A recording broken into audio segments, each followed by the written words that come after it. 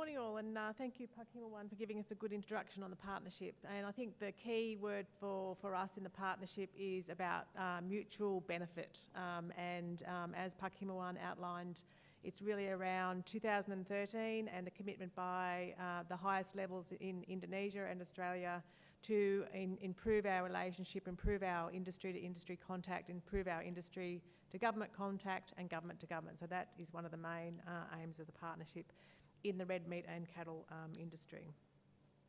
As Pakima1 has said, as October of this year, we've spent about 17.5 million on various projects. And my idea today is just to give you a bit of a snapshot on some of those projects. And of course, we're here afterwards to talk on any detail that you might be interested in. But the key issue in our mind, as Pakima1 has told you today, is about improving and developing the competitiveness, the efficiency and the sustainability both of the Australian industry, but of course the Indonesian industry and the components along that logistic supply chain. I'll now run through some of the projects which we're currently undertaking.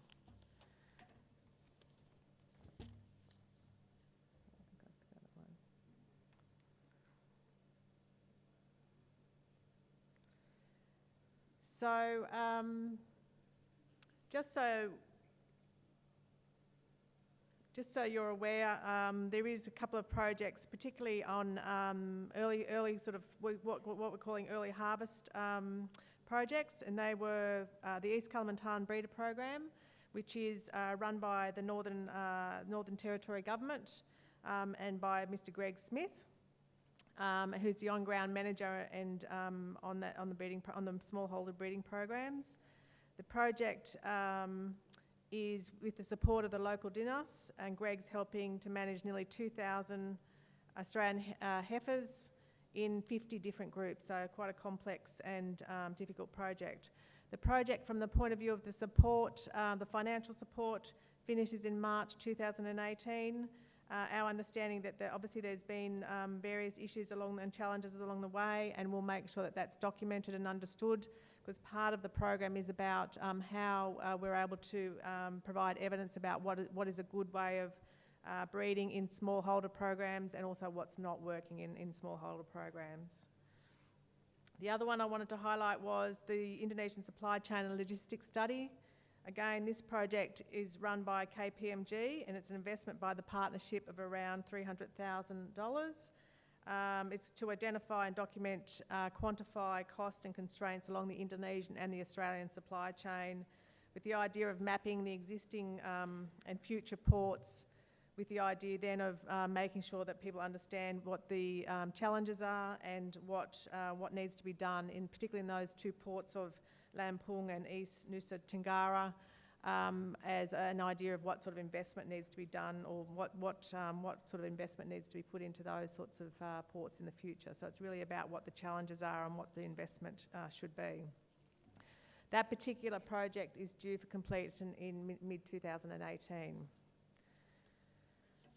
The current projects that are now underway, so beef consumption and preference trends in Indonesia. This is a study that's been run by Ernst & Young and Sweeney, and it's an investment by the partnership of about $350,000. It's really better understanding the beef consumption and preference trends in Indonesia, with the idea about how that preference is changing, and how, of course, the information is how then we might need to manage and change and influence as part of our marketing into Indonesia into the future.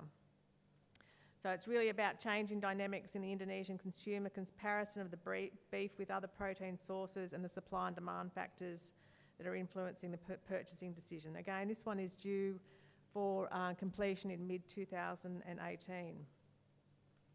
Another one we just wanted to highlight too was a feasibility study for the beef processing bonded zones. And that is a partner, this project's run by Pro and Associates. It's an investment by the partnership of about $175,000. It's aimed at informing the Indonesian government about the feasibility of establishing beef processing bonded zones in Indonesia. Again, this one's expecting to be finalised in mid-2018. So there's some of the existing projects that look like they're almost finalised, particularly around early to mid-2018. And then there's a couple of key partnership flagship projects with, which I know Park Himawon touched on, which I just want to go through very quickly. This is a snapshot, and again, happy to talk to you about in detail, either through the panel process or afterwards. So the skills development program is a priority area for the partnership. This skills development is really about supporting closer engagement in the sector through the bilateral exchange of expertise and capacity building. So really it's aimed to make sure there's an industry-government exchange and improve our relationships in various areas. To date, we've spent $5.3 million on that, and we've made a further commitment to spend $1 million over the next couple of per year over the next couple of years. We have we've worked in the monitoring and evaluation of the particular projects, the particular skills development and training over the last couple of years, and we've modified that training. So the training going forward slightly modified, and there's more in-country training for Indonesian people that are with a leading university, which is around making sure there's in-country training, not just in Australia, in-country training. So it'll be a bit of both. And there's also, we've revamped the policy development training for the red meat and cattle sector, and that's really about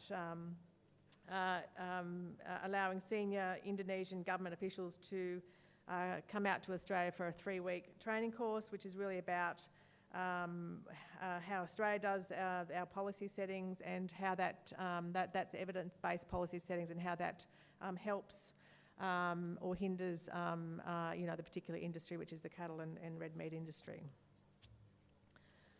The other one we wanted to highlight today is a significant one. It's been run for some time, and it's run by the Northern Territory Cattle Association, and this is where we basically have a skills development project where we've got Indonesian students who come out and learn about animal husbandry, production, rangeland management and welfare issues within Australia.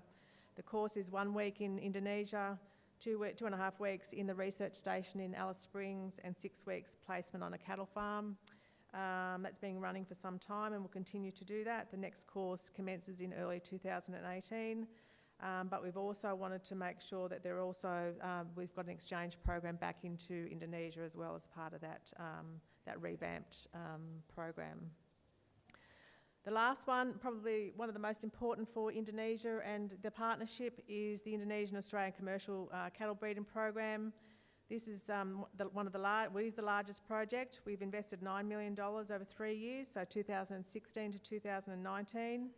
Which aims to develop various models for sustainable commercial scale beef production in Indonesia.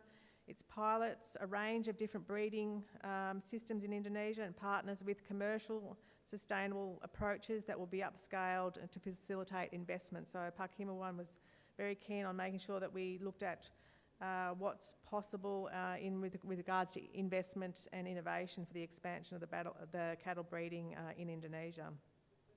There's 8 sites across Indonesia, ranging from smallholder cooperatives right through to cattle under palm and semi-intensive grazing. There is a speaker, Dick's going to talk about that particular program in a bit more detail after me.